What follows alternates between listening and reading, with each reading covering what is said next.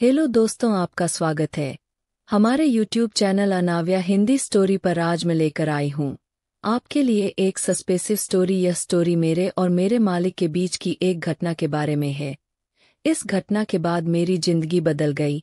चलिए शुरू करते हैं अपनी कहानी को। तो बने रहिए हमारे साथ इस कहानी में अंत तक और जाने की अंत में क्या हुआ। मेरा नाम सीमा है। मैं 17 साल की हो चुकी हूँ और 2 साल से इस घर पर काम कर रही हूँ। इस घर में मालकिन और उनका बेटा रहता है, पर अभी 8 महीने पहले ही मालकिन की मौत हो गई है। मालकिन की सेवा के लिए ही मुझे इस घर में लगाया गया था। मुझे लगा था उनका बेटा मुझे काम से निकाल देगा, पर राकेश ने मुझसे कहा कि तुम अभी भी यहाँ काम कर सकती हो। मुझे यह सुनकर बहुत खुशी हुई, क्योंकि मैं दिल ही दिल उसे पसंद करती हूँ। हालांकि राकेश के दिल की बात मुझे समझ नहीं आती, क्योंकि मैंने उसे चुपके से मुझे देखते हुए देखा है, पर उसके दिल में मेरे लिए क्या फीलिंग है यह मुझे पता नहीं। हाँ, मैं जानना जरूर चाहती हूँ।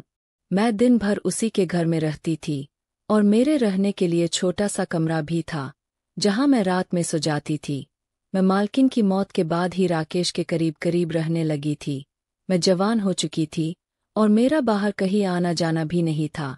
मेरे सामने बस राकेश ही था। चूंकि 21 साल का जवान लड़का बन चुका है, उसे खुश करने का कोई भी मौका मैं नहीं छोड़ती, पर ना जाने क्यों वह मुझसे दूरी बनाता।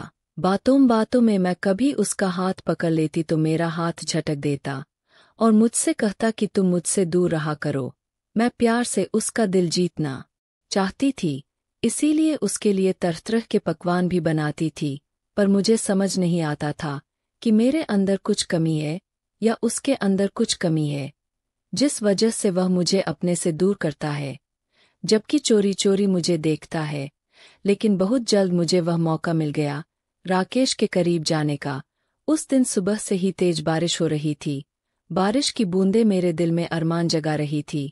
राकेश उस दिन काम के लिए बाहर भी नहीं जा पाया था और पूरे दिन घर पर ही था। जैसे ही सोने का टाइम आया, मैंने कहा, राकेश मुझे आज बहुत डर लग रहा है। आज का मौसम तो कयामत आ रहा है। अगर तुम बुरा ना मानो तो क्या मैं तुम्हारे कमरे में सो जाऊं? यह सुनकर उसकी आंखें बड़ी बड़ी हो गई और ना जाने क्या मन ही मन सोचने लगा था। ऐसा लग रहा था कि वह चाहता भी है कि मैं उसके कमरे में सोऊं, पर कह भी नहीं पा रहा था। उसके यह भाव देखकर मैं काफी चिंतित हो गई थी कि कहीं मुझे इसलिए तो अपने आप से दूर नहीं रखता, क्योंकि मैं गरीब घर की लड़की हूँ और मेरे मम्मी पापा मेहनत मजदूरी करते हैं।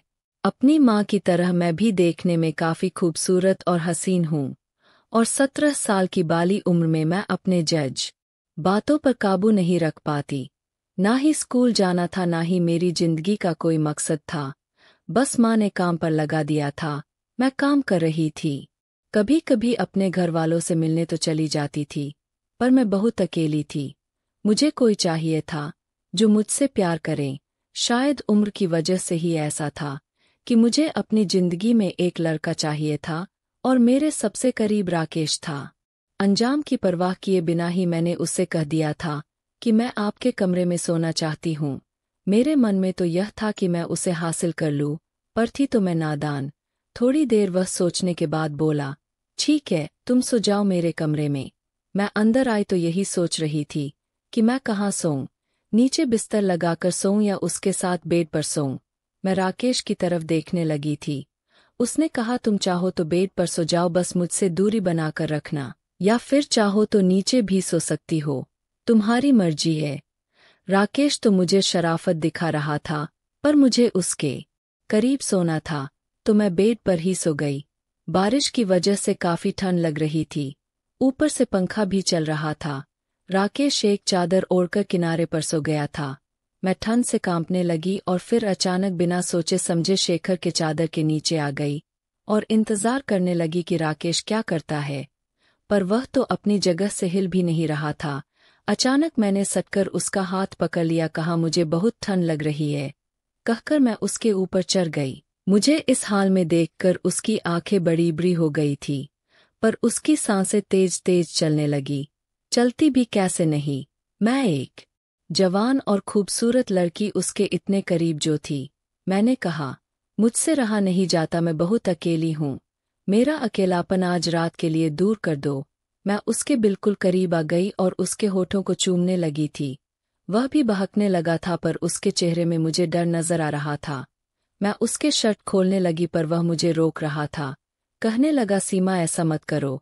पर मैं उसकी तरफ प्यार भरी नजरों से देखने लगी थी और धीरे धीरे उसके बटन खोलने लगी थी। लेकिन जैसे ही मैंने उसके कपड़े उतारे और उसे देखा तो मेरी चीख निकल गई। डर के मारे मैं बिल्कुल थर थर कांपने लगी थी। मुझे जरा भी इल्म नहीं था कि ऐसा नजारा देखूंगी। मेरा चेहरा बिल्कुल लाल पड़ गया था और एक पल भी मैं वहां रुकना नहीं चाहती थी। मेरा दिल इतनी तेजी से धड़कने लगा था जैसे कि बाहर आ जाएगा। सांसें बहुत तेज हो गई थी और फिर मैं दौड़ती हुई उसके कमरे से बाहर निकल गई। मेन गेट खोलकर मैं बाहर निकल गई और बारिश में भीगती हुए दौड़ने लगी थी। मैं पागलों की तरह दौड़ी जा रही थी और वही नजारा मेरी आंखों के सामने घूम रहा था जो अभी मेरे साथ हुआ था। बारिश के पानी के साथ मेरी आंखों में आंसू आ गए थे। मैं राकेश को पसंद करने लगी थी। भागती हुई मैं अपने घर तक पहुंच गई। जैसे ही मेरी माँ ने दरवाजा खोला मुझे सामने खड़ा पाया। मुझे देखकर वह बिल्कुल विचलित हो गई थी। तभी मेरे पापा सामने आए। कहे, क्या बात है बेटा, इतनी रात को यूं दौड़ के क्यों आ रही है? सब ठीक तो है ना? मेरे पापा मेरे मम्मी को ही डांटने लगे कि जवान लड़की है। तुझे कितनी बार कहा था कि उस जवान लड़के के साथ घर पर काम मत करवा, कुछ ऊंच नीच हो जाएगा। पर तूने मेरी एक भी बात नहीं सुनी और आज देख कैसे वह भाग कर आई है। तभी मैंने ध्यान दिया कि मेरी शर्ट का बटन भी ठीक से लगा नहीं था। ऊपर के 2 बटन खुले हुए थे जो राकेश ने खोले थे। मेरे बाल बिल्कुल बिखरे हुए थे। कोई भी देखेगा तो सोचेगा मेरे साथ कुछ हुआ है। और नीचे मैं स्कर्ट पहने हुए थी जो कि घुटने तक थी। मेरी मम्मी ने मुझे घर के अंदर ले लिया पर रोने लगी थी। कहा, यह क्या हो गया? मैं उन लोगों को कुछ कह भी नहीं पा रही थी। थोड़ी देर बाद अपने आप को संभालने के बाद मैंने कहा, मेरे साथ आज की रात